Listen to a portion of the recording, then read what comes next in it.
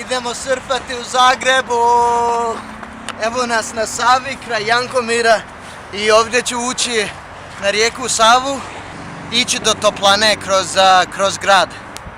6 stupnjeva, ovo je samo vježba za kad bude minus 10 stupnjeva. Pa da vidim kako je ledeno i što mi fali.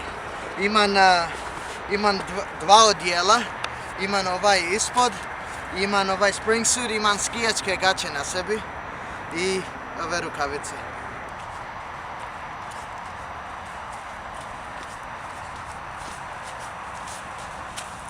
Šest stupnjeva je, ne znam kako će se osjećati, nadam se da ću se malo ugrijeti, ali već osjećam da su mi hladne su mi noge.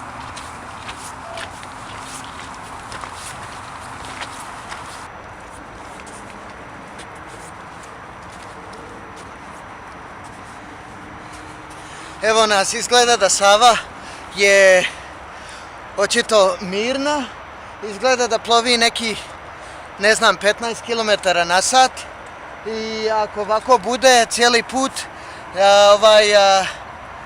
neće to biti neka frka. Mislim da će biti ok, ali ne znam, sad ćemo vidjeti. Samo me zanima ako će mi biti ledeno ili ne.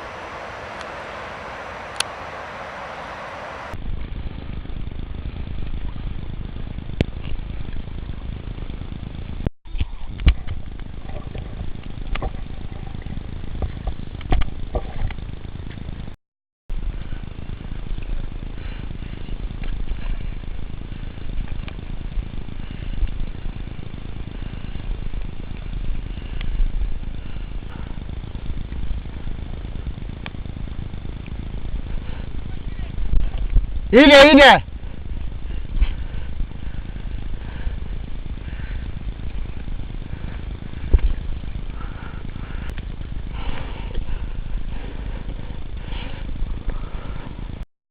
Evo, prošao sam kraj Savskog mosta, pri kraju sam, pomalo kiša počela padati, ali osim nogu koji su mi smrznuti, sve je u redu.